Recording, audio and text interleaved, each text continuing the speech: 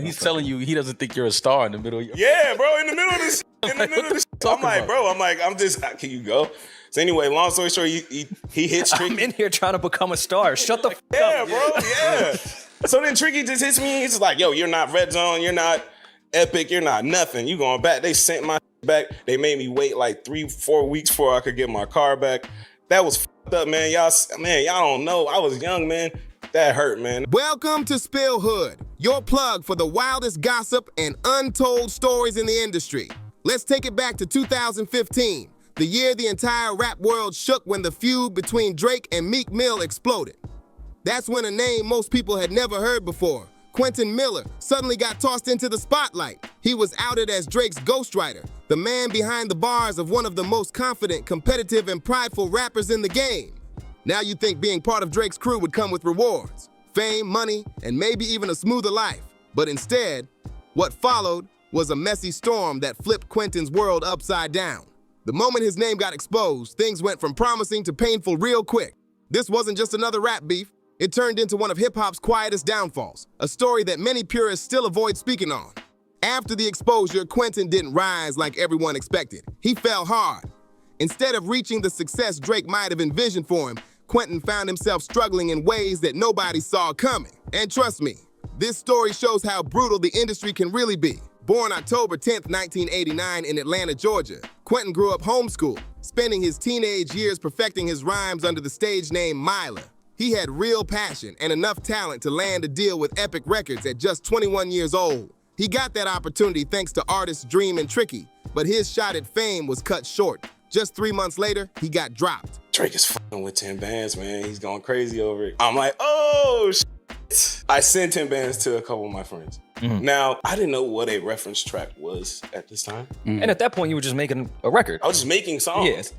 And plus, when he said it, I'm thinking, Drake's gonna get on it. So I'm like, I'm not leaking, you know what I'm saying? Like, and then later, I was sent a clip and it was Drake saying it. And I was like, oh, all right, well, hey. Yeah. Whatever. The label claimed he didn't have star power and he clashed heads with their A&R team. Without a degree or backup plan, life got tough fast. It didn't help that this was only a couple of years after the 2008 financial crash when jobs were rare and the economy was still shaky. For Quentin, it was survival mode from that point on, and no one could have guessed how deep this story was about to go. By this point, things were looking rough for Quentin Miller, and with a baby girl on the way, the pressure was hitting him hard. He needed cash fast, and the dream of making it big in music felt further away than ever. To keep food on the table, Quentin picked up a job at Publix in Atlanta, stocking shelves and doing whatever it took to support his family. It wasn't glamorous, but it paid the bills. Still, deep down, he couldn't stand it. He knew he was made for more. So every spare minute he poured into music, hoping for just one real break. That break finally came when he connected with Drake's camp, specifically Boy One Da and O.V.O. Bryant. They heard his writing and were seriously impressed. These weren't just random producers. They were part of Drake's inner circle, and they saw something in Quentin's pen game that could move mountains. They started sending him beats, and he'd send back verses that had real fire. Then came that track, 10 Bands. Quentin didn't expect Drake himself to rap it, but when it happened, it changed everything. Suddenly, he was being flown out rocking OVO gear and representing the team back home in Atlanta. He was working directly with Drake, helping craft songs for what would become one of the most celebrated mixtapes in modern hip-hop. If you're reading this, it's too late. It caught me, we was in LA, I was walking to the Nike store, and he approached me, and this was really my first time really talking with me, and basically told me like, you know, he didn't appreciate the letter that I dropped, and it made him seem like he was a liar or whatnot, and they stole off on me in the Nike store and ran. I shed blood in the Nike store on Wilshire. They tried to get me in front of paparazzi at first.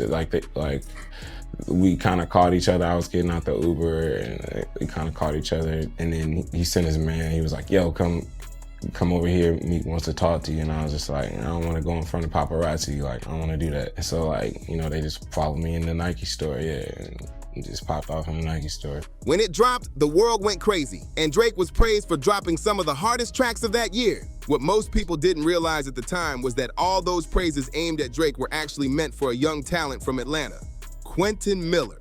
He was the real pen behind some of those bars, but the world had no clue. That all changed when Meek Mill decided to stir the pot. And trust me, what came next flipped the whole hip-hop scene upside down. After teaming up with Drake on R.I.C.O. for his 2015 album Dreams Worth More Than Money, Meek dropped a bomb on Twitter that nobody saw coming. He tweeted, "Stop comparing me to Drake too. He don't write his raps, that's why he ain't tweet about my album." He even added that Lil Wayne and Nicki know, ask him. It was a bold move that sparked total chaos. Meek was heated because Drake didn't help promote his album, and rumors started flying that Drake's line in R.I.C.O., "The girl of your dreams to me is probably not a challenge," was actually a slick jab at Meek. At that time, Drake was close with Nicki Minaj, who was dating Meek, and fans instantly connected the dots. The drama spread like wildfire, and the internet went crazy. This revelation hit hard because back then, ghostwriting wasn't openly accepted like it is today. For fans to find out that one of hip-hop's biggest names might not be writing all his own lyrics, that was shocking. And unlike producers such as Dr. Dre or Kanye West, who often use writers to shape their sound, Drake was known as a lyricist. So this hit different. Then, things got even messier when the name Quentin Miller started circulating everywhere. Before long, a reference track for 10 bands leaked online, and that's when fans really lost it. The leaked version had Quentin spitting the same lines Drake used, and it was clear that Miller had been a major creative force behind the track. The revelation shook fans of If You're Reading This, It's Too Late, an album many called a masterpiece. Suddenly, the praise that had built Drake up started turning into questions, and everyone wanted to know just how deep this ghostwriting situation really went. The ghostwriter talk was burning up the internet, and right in the middle of the storm were Drake and Quentin Miller. Every fan, blog, and podcast was debating whether Drake really wrote his own bars or if someone else had been behind the pen the whole time. It became the topic in hip-hop, and tensions were sky high. Drake's longtime producer and close friend, OVO40, finally stepped in to defend his boy. He fired off a series of tweets that went viral, saying, "There's countless number ones and songs Drake has written for others, never mind himself." That's the funny part. So if someone wants to be upset that Drake made a great album, go for it. Get mad all day, LOL, but don't ever question my brother's pen. And like the phone is just about to just ring off the hook. I'm thinking, you know, anytime anybody's involved with one song with this guy, it's like everything, you know, and it's just like, it just wasn't like that. It's just like, it just didn't happen. It was strange. He continued by clearing things up about Quentin, saying he'd only spent maybe 30 minutes in the studio with Q. He added, "Nice enough guy, very talented." If you're asking if Q contributed to If You're Reading This, yes, he did. You can also see that by reading the credits, and that was a key point many fans forgot. If someone's credited on a project, they're not technically a ghostwriter. Real ghostwriting happens when the writer's name is completely hidden. In this case, Quentin's name was right there in the credits for everyone to see. But of course, most people never check the liner notes. They just run with whatever drama pops up online. So when Meek Mill accused Drake of using a ghostwriter, the situation exploded way bigger than it ever needed to. The whole narrative got twisted, and suddenly Quentin was the butt of the internet's jokes. People began mocking him, saying things like, he ain't got the look or the money to be rapping lines like, "The girl of your dreams to me is probably not a challenge." The hate was non-stop, and it hit him hard. But Quentin eventually broke his silence, releasing a statement that told his side of the story. He tried to downplay the whole thing, explaining that most of the project was done before I came into the picture. Still, the damage was done. The internet had already chosen sides, and Quentin's life was about to get way harder from here on out. Quentin once recalled hearing one of Drake's songs for the first time and thinking, "Why am I even here? What does he need me for?" He made it clear, "I am not and never will be a ghostwriter for Drake." And Meek is best friends now. They watch basketball games and they do shows together, you know? So it's just like, what was that even for? What was all of that for? You know, like all the stress that it caused, you know? And I know everybody else is able to move on because everybody else's careers was established. My career wasn't established. To the music game, labels, artists, whoever, take a chance on me. Take a chance on Quentin Miller, man. Y'all know I do these records. Y'all know I got these records. I could do that in my sleep. Take a chance on me, man. Everybody want to kick me to the curb, man. Everybody want me to just play the background, and they just want to just give me ideas for this person, give me ideas for that person, man. Give me the opportunity, man. Give me the ball, man. I see a lot of artists out here that I know for a fact I can box with, man. I can box with all these. I'm proud to say that we've collaborated, but I can only take credit for a few songs we worked on together. At first, it seemed like he was trying to calm things down and defend Drake's name. But that move backfired big time. Instead of clearing the air, Quentin ended up making Meek Mill even angrier. From what's been said, Nicki Minaj allegedly played a role behind the scenes, feeling that Meek was being disrespected and fueling his reaction. So now, Quentin wasn't just getting dragged online. Things reportedly got physical too.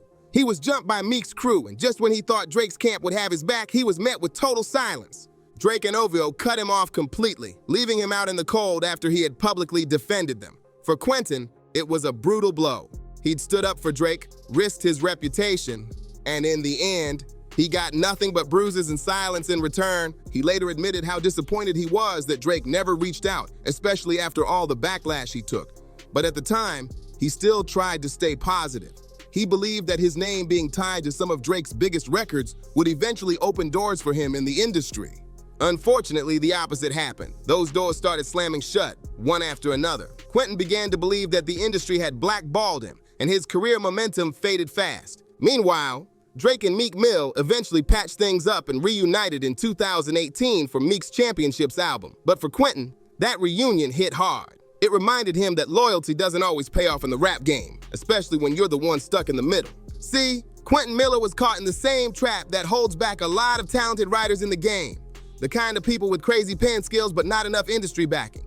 He had the same struggle that artists like Party Next Door and Partisan Fontaine faced, especially when Kanye West publicly exposed Fontaine as one of his writers. Quentin didn't want to be known as the ghost behind the hits. He wanted his own music to shine, but labels don't see it that way. From a business perspective, guys like Quentin are worth more behind the curtain, quietly helping the big names make their next #1. The industry would rather keep them hidden in the credits than give them a real shot at fame. Why risk pushing a new face when you can just keep feeding success to an already marketable artist, right? Fast forward to the 5-year anniversary of If You're Reading This, It's Too Late, and Quentin finally decided to speak out. He dropped a video expressing just how disappointed he was with how things turned out. You could feel the frustration. Years had passed, bills kept stacking, and he still wasn't where he deserved to be. To stay afloat, Quentin kept ghostwriting for others, quietly penning verses that made hits for people who'd never mentioned his name. But then came another twist. Reports surfaced that one of the real reasons Meek Mill started that whole ghostwriting battle in the first place was because Quentin had refused to write for him multiple times. That detail changed everything. It showed that Meek's whole speech about keeping it real might not have been as pure as he made it sound, acting like you're defending hip-hop integrity, but only exposing the system after someone won't work for you. That's not truth, that's strategy. And to many fans, it made the whole feud look way more personal than anyone had realized. It all felt beyond hypocritical, like when a kid takes the ball and storms home the second they start losing. But to be fair, Drake doesn't walk away from this story spotless either. Quentin Miller turned down Meek Mill multiple times, defended Drake publicly, got jumped and humiliated online, all because he chose loyalty over clout. And what did he get in return? Silence. I also mentioned other artists that I worked with, from Jeezy to Jeremiah to Ty Dolla $ign. I mentioned other artists, writers, post their work and talk about their work all the time. You know why? It also helps with the business of writing. When people know that you were part of certain things, it makes people more prone to work with you. It's kind of part of the job. Naming your resume or your catalog or whatever, it kind of goes with it. But it's not that way with me, because I just so happen to have had a situation with the biggest artist in the world, and it turned into a whole fucking ghostwriting scandal. And now I am the ghost. Now, anytime people work with me, it's like I'm supposed to be a ghost, but I'm not a fucking ghost. You don't make money being a ghost. They don't pay you. Artists don't give a f if you have money or not. They do not pay you. So if you don't get paid from being a part of this to get opportunities to get paid, why would I want to be a fucking ghost? If you work with Quentin Miller, you worked with Quentin Miller, and you better be okay with saying that you work with Quentin Miller. Now, when it comes to the Nas situation, I pulled up on Hit Boy. That was a situation with Hit Boy. I'm in the room, I bounce some ideas out. There we go. Clear it up. I just bounced some ideas, couple ideas went. That's all that happened with the Nas. But I am not a fucking ghost. I am not a ghost. After everything he went through, the least Drake could have done was keep working with him, especially since most fans didn't even care that Drake had help with his writing. The music was still fire. But instead, Quentin got left behind and the industry moved on without him. What's even wilder, for all the tracks he wrote on Drake's legendary mixtape, If You're Reading This, It's Too Late, Quentin reportedly only made $30,000. That's pocket change compared to how much that project earns. And while Drake could have stepped up more, there's another part of the story that explains why Quentin didn't see real money for years. Remember how he got dropped from Epic Records when he was 21? Well, the label may have let him go, but they kept his publishing rights. That meant they were collecting his royalty money while he got nothing. For nearly a decade, up until 2019, Epic still had control over his earnings. It was like being trapped in a deal that just wouldn't die. After his fallout with Drake, Quentin's life kept hitting him with bad luck back to back. In 2016, he lost part of his leg in a tragic accident, yet he still tried to bounce back and make music. Then in 2022, he claimed he almost got scammed by Big Sean's camp, another brutal setback that showed just how cold the business can be. Even today, Quentin seems to have made peace with his role as a behind-the-scenes writer, but every time he tries to step back into the spotlight, controversy follows him like a shadow. It's almost like the industry refuses to let him move on, no matter how hard he tries. After that interview dropped, the internet went wild again. Some fans started discrediting Nas's whole catalog, while others clowned Quentin Miller for even mentioning that he'd worked with a legend like Nas, a rapper praised for having one of the sharpest pens in hip-hop history. The backlash got so loud that Nas's team reportedly reached out, pressuring Quentin to clear the air and explain himself. Once again, he was forced to downplay his role, just like what happened with Drake. It was déjà vu for Quentin, being told to shrink his truth to protect someone else's reputation. After years of giving his best to the game, he was still being treated like a ghost instead of a creative force. But despite all the pain and setbacks, Quentin's still moving forward. He's been working quietly behind the scenes, sharpening his craft and refusing to quit.